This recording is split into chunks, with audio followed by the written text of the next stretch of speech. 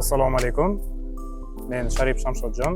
El-yurt umidining eng katta foydasi bu albatta Italiyaga kelganimdagi eng qiyin vaziyat bu albatta shu hujjatlar bilan bog'liq vaziyat bo'lgan. Men o'zimning shaxsiy fikrlarimdan kelib chiqib bu narsani xato deb o'ylayman va el-yurt umidini hech kim aytmaydigan eng katta foydalaridan biri o'sha boshlang'ich qadamlar ozgina bo'shroq qo'yilgan yoki imoratda boshlang'ich g'ishtlari tagi bo'shroq qo'yilganki, mani hammasidan oldin eng birinchi beradigan o'sha tavsiyam bu men uchun kutilmagan holat bu transport tizimida kuzatilgan. Albatta endi Toshkentniki bilan O'zbekistonniki bilan farq bo'ladi. Cho'zmayman, qisqa qilib aytaman, albatta o'qiyman. Iloji bo'lsa boshqa Italiyaga kelaman. Demak, barcha savollarimiz shu edi. Barchaga omad tilaymiz. Assalomu alaykum. Men Sharif Shamshodjon, Italiyaning Sapienza universiteti iqtisodiyot yo'nalishi magistrantiman, 1-yil.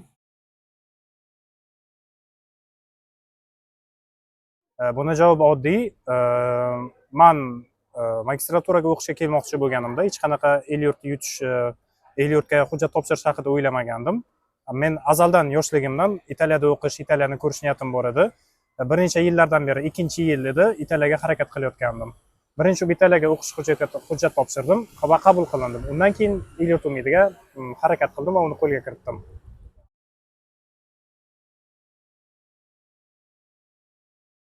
Demak, el-yurt umidi bu o'sha davlatimiz tomonidan tashkil etilgan jamg'arma.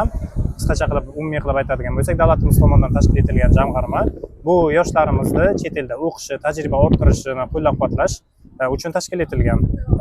El-yurt umidining eng katta foydasi bu albatta bu o'qishingizni, chet elda o'qishingizni, yashashingizni va boshqa xarajatlarni qoplab beradi. Sizni o'qishingizga ketadigan o'sha o'qish kontraktingizdan tashqari yashashingiz, transport xarajatlari, keyin chet elga kelib ketish uchun aviabiletlar, transport xarajatlarini umumiy qilib aytadigan bo'lsak, shuni va yoki qanaqadir o'sha maqolalar yoki konferensiyalar, shunga oid qanaqadir akademik ishlar qilaman desangiz yoki umumiy o'qish bilan bog'liq bo'lgan boshqa xarajatlar, kitob olish, boshqa shunaqa hammasini ko'tarib beradi. Eng katta foydasi shu. Va el-yurt umidini hech kim aytmaydigan eng katta foydalaridan biri bu siz chet elda qanaqadir muammolarga, o'sha migratsion qanaqadir muammolarga yoki qanaqadir bir muammoli vaziyatlarga umumiy holatda tushib qoladigan bo'lsangiz, EU siz uchun harakat qiladi, sizni muammolardan olib chiqishga, siz uchun kurashishga. Qanaqadir huquqiy muammolar bo'lishi mumkin. Barchasida siz uchun kurashadi, sizni tarafingizga oladi, sizga yordam beradi. Demak, 3 bosqichdan iborat bo'ladi. Birinchi bosqich bu shunchaki hujjat topshirish. Sizdan talab etiladigan hujjatlarni o'sha berilgan muddat ichida to'g'ri shaklda barchasini to'liq qilib joylashsangiz bo'ldi. Ikkinchi bosqich bu test o'tkaziladi. Test hozirda yangi nizom tasdiqlandi el-yurt umidida. Sizni psixologik tomondan o'sha testlar bilan sinaydi va mantiq, logikangizni sinaydi va ilmiy tadqiqot olib borishingizda agar magistratura va PhD ga topshirayotgan bo'lsangiz, ilmiy tadqiqot qanday olib boriladi, shuni sinaydi. Va shu ikkita bosqichda muvaffaqiyatli o'tganingizdan keyin 3-bosqichda suhbat bo'ladi. Ikki bosqichli suhbat bo'ladi va umumiy sizni stipendiya olishingiz yoki olmasligingiz 3-bosqichda suhbatdan qanchalik muvaffaqiyatli o'tishingizga bog'liq bo'ladi.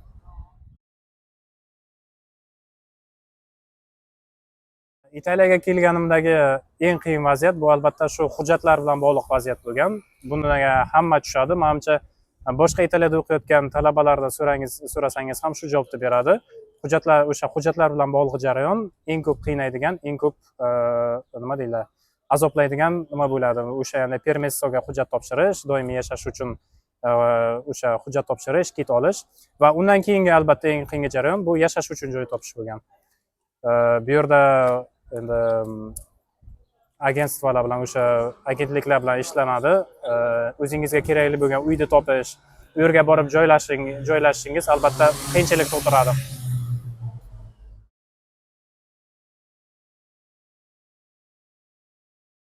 Demak, bu savolga javobni albatta shu Italiyan millatini xarakteridan kelib chiqib javob beraman. Bu yerda katta muammo tug'dirmadi. Ya'ni italyanlar nisbatan ochiqroq. migrantlarga, boshqa millatlarga yoki boshqa din vakillariga umumiy bu yerda albatta katoliklar ko'proq yashaydi. Nisbatan ochiqroq, ya'ni muloyimroq munosabatda bo'lishadi. Begona qilish, qanaqadir o'zimizni tilda aytganda begonasirash bunaqa xarakteri yo'q.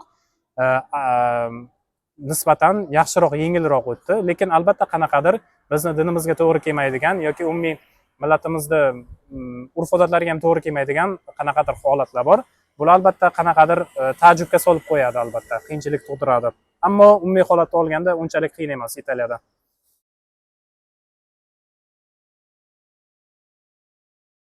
Demak, bu savolimizga ham javobda shu umumiy Italiya millatining xarakteri, o'ziga xosliklari bilan kelib chiqib javob beraman, xuddi oldingi savoldagidek.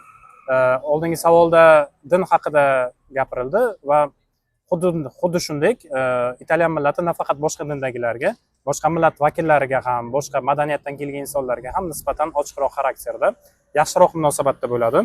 Ular boshqa millat vakili ekan, boshqa madaniyat vakili ekan deb hech qachon ajratishmaydi deyarli. Men bunaqa vaziyatga duch kelmadim.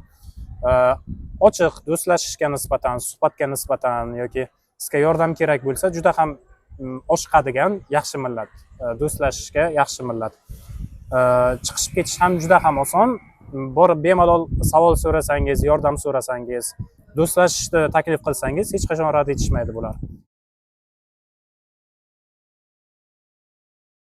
Ko'p kishi bu haqda savol so'raydi. O'zbek ta'lim tizimi va italyan ta'lim tizimi taqqoslashdi. Men o'zimning shaxsiy fikrlarimdan kelib chiqib, bu narsani xato deb o'ylayman.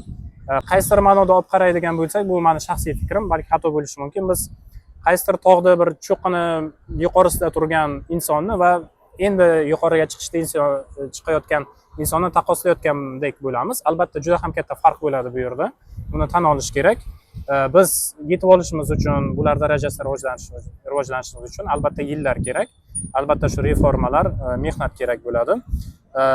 Endi men duch kelgan qiyinchiliklar albatta bu o'sha akademik shok.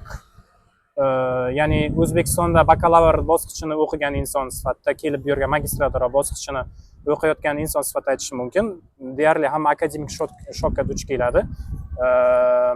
Ya'ni o'sha nima deymiz, fundament, o'sha boshlang'ich qadamlar ozgina bo'shroq qo'yilgan yoki imoratda boshlang'ich g'ishtlari tagi bo'shroq qo'yilganki, hozir yaxshi o'qib ketaman, italyanlar bilan teng o'qib ketaman, bular bilan bir xil o'qiyman desangiz, qiyinchiliklarga duch kelasiz. Bular bilan bir xil ketish uchun yoki professor o'tayotgan mavzuni tushunish uchun, bular bilan bir xil o'qishingiz uchun ko'proq harakat qilishingizga, ko'proq o'qishingizga, ko'proq o'z ustingga ishlashingizga to'g'ri keladi. Ya'ni eng ko'p men duch kelgan qiyinchilik bu bularda o'qishda bularga yetib olish bo'lgan. Bularning darajasi bular bilan tenglashib olish bo'lgan.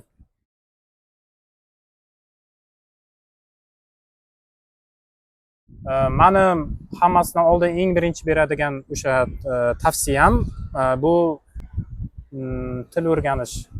Bu yerning tilini va ozgina bir madaniyatiga qiziqib ko'rishni o'rganish. Menimcha boshqa muammolar bilan nisbatan chiqishib ketsa, boshqa muammolarni o'rganib tezroq hal qilsa bo'ladi. Men maslahat berardim til o'rganishda.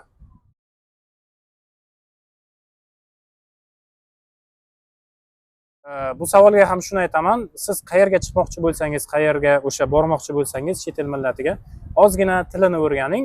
Hatto aylanishga bormoqchi bo'lsangiz ham o'sha boshlang'ich darajada salom berishni, kechirim so'rashni, yo'l so'rashni yoki birorta bir narsa kerak bo'lsa suv so'rashni, restoranlarni so'rashni, oddiygina ovqatlanishga joy so'rashni, eng birinchi darajali so'zlarni, gaplarni o'rganib kelishni maslahat berardim. Va keyingi o'sha skill, qobiliyat o'sha kerak bo'ladigan menimcha bu karta bilan ishlash, Google Map bilan ishlash, yaxshiroq o'rganishni maslahat berardim.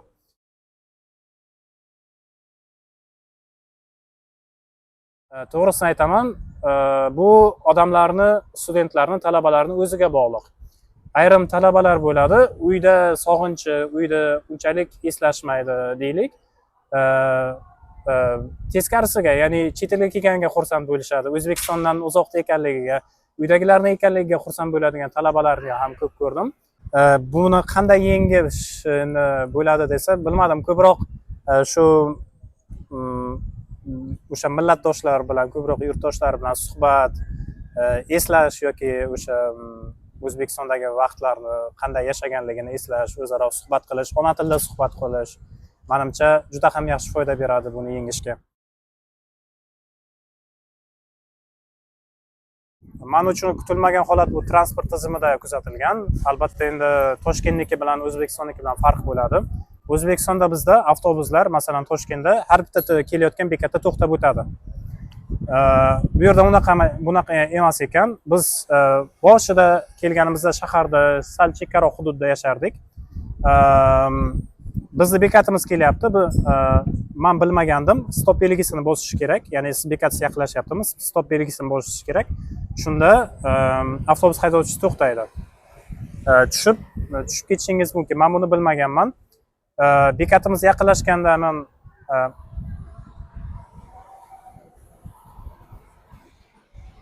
Bekatimiz yaqinlashgandan davom etamiz.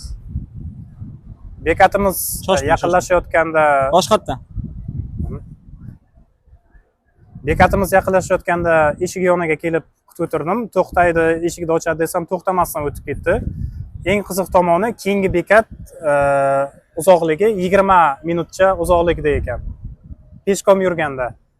Avtobusning o'zi ham masalan 10 minutga yaqin yo'l yurdi. Ikkita bekat orasi shunchalik uzoq edi. Bitta bekatni o'tkazib yubordim. Shundan keyin bildim, kutilmagan holat. Bu yerda stop belgisini bosishingiz kerak ekan. Va siz bekatda turganingizda avtobus kelyaptimi? Albatta qo'lni ko'tarib to'xtatishingiz kerak ekan. Siz qo'lni ko'tarmasangiz, belgi bermasangiz, u avtobus to'xtamasdan o'tib ketishi mumkin, siz olmasdan.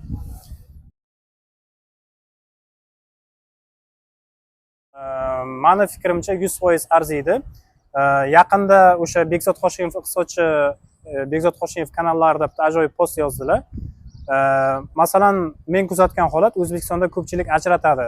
Ya'ni albatta men yaxshi o'qiydigan universitetda o'qiyman. U top 100 talikda bo'lish kerak, top 50 talikda bo'lish kerak. Albatta men AQShga borishim kerak degan mazmundagi fikrlarni aytishadi. Men maslahat berardim, Italiyaga kelishdi. Ya'ni o'sha postda eslab o'tdik, Bekzod Hoshimov kanalidagi zo'r mazmundagi post yozilgandi. Ya'ni masalan 100-o'rinda turgan universitet bilan 200-o'rinda turgan universitetda katta farqi bo'lmaydi. Siz yaxshi mutaxassis bo'lib yetishaman, o'zim sohamda top inson bo'lib yetishaman desangiz, sizga 200-o'rindagi universitet ham qaysidir ma'noda yetadi. Ya'ni sizga kerakli bo'lgan sharoit yaratib bera oladi. O'z ustida ishlashingiz, qo'shimcha professorlarda ishlashingiz, qo'shimcha mehnat qilishingiz sizni top inson bo'lishingizga yetadi. Siz masalan 100-o'rindagi universitetga kirib yoki top 50-o'rindagi universitetga kirib ham to ekspert bo'lmasligingiz mumkin. Shuning uchun men bemalol o'ylamasdan ayta olaman, Italiya magistraturani, faqat magistratura bosqichini o'qish uchun, boshqa bosqichlarni o'qish uchun ham yaxshi variant, juda ham yaxshi variant. Maslahat beraman. Cho'zmayman, qisqa qilib aytaman, albatta o'qiyman. Yoshligimdan niyat qilganman, shu ilm yo'lini tanlayman, akademik o'sha yo'lni tanlayman deb niyat qilganman. Albatta PhD ni o'qiyman. Niyat qilganman, iloji bo'lsa boshqa Italiyaga kelaman. Ya'ni Italiya hali ham masalan PhD uchun yuqori o'rinda turibdi, eng asosiy variant bo'lib turibdi. Agar Italiya o'xshamasa, boshqa variantlarni ko'rib chiqa olaman. Demak, barcha savollarimiz shu edi. Barchaga omad tilaymiz.